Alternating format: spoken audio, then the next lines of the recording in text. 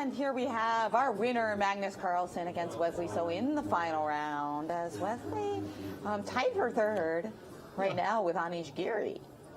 And I don't know how much a podium finish matters to these guys, but Wesley under some pressure here. I don't know if he can try to just play it extremely safe, and I also don't know if Magnus will allow him to play it extremely safe. Who is Anish playing? Anish is playing Hari. That's right. Anish playing black against Hari as we see them lined up right now. And the game that we thought we would be watching, Vishy versus Ding Liren, turns out not to matter. The reason is that even if Vishy wins, he gets to 16.5 points, but Ding Liren will still be ahead of him at 17.5. At best, this ties him for 6 and 7s, and he will miss out the qualification to London by 0.3 points. Exactly. So that's not going to be enough, unfortunately, for Vishy. And that's why we're focused on this game instead, with world champion Magnus Carlsen versus somebody who just got a big piece of him at the Fischer Random World Championship. Yeah. Not a Benko then. A kind of a strange. It probably will be a Benoni eventually, but it's not a Benoni just yet. You mean that at some point it's going to go e6? Yeah, and takes on d5. It's extremely likely that Magnus will go e6. There it is. And this transposes. The Benoni players used to really hate this position because. And yeah, this is the indication, because e5, cd5 is arguably the central position of Benoni theory, and if black wants to equalize there, he needs to trade up a tremendous amount of pieces, which is why Magnus instead goes knight b7, waits for white to castle kingside. I think this move order is very deliberate, because if you play e65 straight away, white could very easily consider castling queenside. So he goes knight bd7, waits for the king to go to g1, and then goes e6, e5. And he gets a very close position, but a position in which there's definitely nice prospects of some kind of a kingside attack. By the way, Vishy and Ding Liren have already drawn their game, as Magnus looks like, and Levon as well, which is why we picked the right game, because it looks like Magnus is here to play, try to get some blitz points for the road. Yeah, and we have a very classical setup here where white has more space and potential play on the queen side, and black tries to get some play going with f7, f5. And I like this queen c2 move, which uses the fact that normally the bishop is on e2, and it's very difficult to stop f5 from happening. Whereas here, Wesley can at least make it very awkward for Magnus to prepare f5. And Magnus is now forced into playing knight df6, allowing bc5, and the opening of the b file. And this knight probably later goes to either h5 or e8. I don't know which way. It's already on h5. And now Magnus is finally prepared to play f5 next move. Yeah, that's what we want to hear. You seem to have a lot of predilection for those events where you get f5 in. You're like always liking black in those spots. What about this one?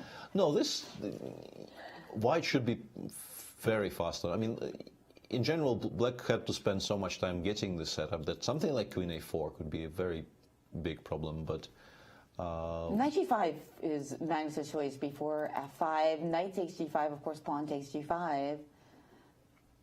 Yeah, bishop f1 was a non-obvious move to my eyes, but I guess Wesley just wanted to get g3, and this is the point, and he is now demonstrating why he played bishop f1. He wants to get the f4 square under control. Famously, people sometimes just play knight f4 anyway. There is a very famous Botvinnik Tal game in which Tal played knight f4 despite white having a pawn on g3. But not just yet, I feel. It has to wait a little bit. And now, instead of playing for f5, Magnus starts with g4. Well, he needs to open some files on the king side here. f5 wasn't really doing very much. If we just look at this position f5, let's say white makes a move on the queen side, you don't really want to play f4, g4, because if you just close down the king side, you will eventually probably lose the game on the queen side. So g4 is a good attempt. And then it takes on g4, bishop e2 all on the board. This is a bishop that you really want to have. Normally, in these formations. So bishop e2 says, well, are you going to trade this off? Are you going to allow me to take on h5 myself? I think black would be extremely happy if white took on h5. I think we just go bishop c8 here. Why c8? Why not h3 or something? I wanted to stop rook b7. I don't like, but once again, I come back to this idea of queen a4, queen c6. So. And he's done bishop d7. Yeah, Neither. But there is a problem, isn't there? Just tell me. This king g2 idea, king g2, rook h1, and taking over the h file yourself. Yeah, certainly, but you don't want to be taking on h5 without having at least rook h1 as the follow-up. Yes, of course. Queen d1, by the way, played, not trying to make any demonstrations on the queen side, but instead thinking about the king side of the board. And the move you mentioned, as famously played by Tal versus Botvinnik in their world championship match many decades ago, this one, knight f5. You see Wesley So sit up in his chair as it's clear to him that Magnus is a hunting. But is it sound? Yeah, that's the big question. I can't see how it's refuted just yet. GF, black simply takes EF. And here is where queen d1 was so helpful to black. The knight on c3 is now hanging, and there's also a huge threat of queen d8, g5 check, which I think it's difficult to parry both of those things in one move. So far, I'm not seeing how. By the way, bishop e5 also could come on the board with king g7, rook g1, rook h8 ideas going after that king on g1. So, whoop, he has taken the knight. He has decided he wants to accept this capture. What do you feel? This position is good for him? The one you play, bishop takes f4? No, I think that probably doesn't work at all. And he goes queen d3. This is clever, because now after queen g5 you can play king f1, and there's no bishop h3 made. This is why he played queen d3. But this position remains quite dangerous. Dangerous for a long time. Although you want to play bishop f3 followed up by king e2, which is why I think queen g5 check might not even be the best option, because you're sort of driving the king towards the squares it wants to occupy anyway. Maybe you play bishop e5 instead. Maybe you play queen h4. Looking for that, and also looking for your king, the king idea of bringing the king to g7. Just bring in more pieces. Don't act like you lost a piece. Just act like you sacked it, and you have compensation by way of initiative attack. Magnus is doing that right now, studying the position. He had more time than Wesley, and before... There it is, queen h4. Just when he fell under the clock, on the clock, he made the move. I mean, you remember seeing Michael Adams do that with just great skill. Just before he fell under you on the clock, he made the move just to make sure he was always ahead. Always ahead. And there, Magnus doing it so that Wesley feels the pressure as he is falling behind Magnus right now. And this position, it's just so chaotic because you can't really solve the problem of the incursion on your king side. Yeah, it's incredibly interesting, and feels great that we're watching this, because this shows you the richness of these King's Indian structures. It's a tremendously. Oh, yeah. I don't like knight b5 though. I have a feeling white should not have enough time to make moves like this, because bishop b5 followed by right? bishop b5 followed by king g7, rook h8 might just Bishop b5. Threat of f3. F3 may not be a threat, but maybe just queen takes f3. Yeah. But king g7, rook h8. King g7, rook h8 is coming. And what is the knight doing on b5? Maybe he's looking for a bishop b2 idea. Maybe Wesley thought he had enough time to do something like this. Because now king g7, knight d6. King g7, knight d6 might actually justify previous play, even though.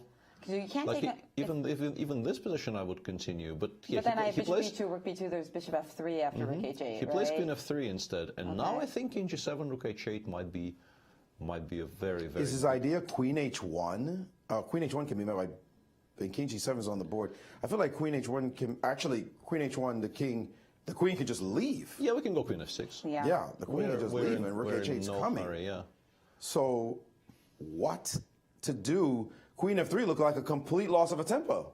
Yeah, I think that. Yeah, because we're going to get mated in those same lines where I was trying to play bishop b2 and knight d6. Now it's no longer fast enough. There's going to be rook h8, queen h2, and bishop h3, and you don't escape. What a gorgeous conception Magnus played with knight f4, just going for it. And now he's got a lock on that king side. And it just looks like no way to deal with the rook h8 threat. That knight b5 move just looks so generalized. Rook to b3, how does this resolve anything?